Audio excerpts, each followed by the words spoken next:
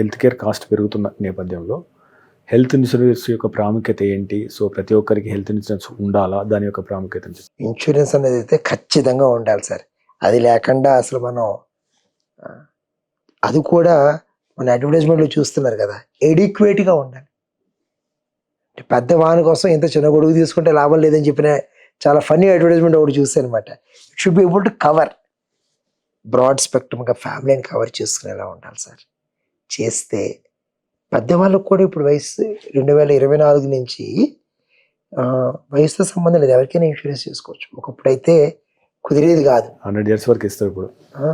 చేసుకోవచ్చు, చెయ్యాలి, అందరూ చేసుకోవాలి సార్. మీరు ఎటువంటి సందర్భాలు చూసారా సార్? అంటే హెల్త్ ఇన్సూరెన్స్ లేక ఇబ్బంది పడడం కానీ, లేకపోతే మీ చాలా మంది వస్తారు సార్. చాలా బాధ కూడా వేస్తుంది అలాంటి వాళ్ళు చూసినప్పుడు. ఎడ్యుకేటెడ్ పర్సన్స్ కూడా అసలు హెల్త్ ఇన్సూరెన్స్ లేకుండా వస్తూ ఉంటారు సార్. అంటే నాకు ఫస్ట్ హెల్త్ ఇన్సూరెన్స్ అని చెప్పినప్పుడు 10-15 ఏళ్ళ క్రితం ఎందుకులే పర్లేదులే బాగానే ఉన్నాను కదా అనుకుంటా. ఇన్సూరెన్స్ తీసుకునేది బాగాలేకపోతే చేయడం కోసం, అంతే కదా సార్ అది.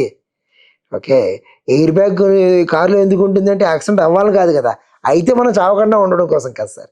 అవ్వనంతసేపు మంచిదే, ఆ బ్యాగ్ మనకు నష్టం చేయదు. ఇన్సూరెన్స్ కూడా అలాంటిది సార్, మనకి కాపాడేటట్టు ఒక చాలా మంచి ఇంపార్టెంట్ థింగ్ అది. మెడ్ ప్లస్ లో అదే మెడిసిన్ అదే క్వాలిటీ, మార్కెటింగ్ డిస్ట్రిబ్యూషన్ ఇంకోటి అంటూ వీళ్ళకి అదనపు ఛార్జీలు ఉండవు. అందువల్లే 50 to 80% డిస్కౌంట్ లో మనకు అందిస్తున్నారు.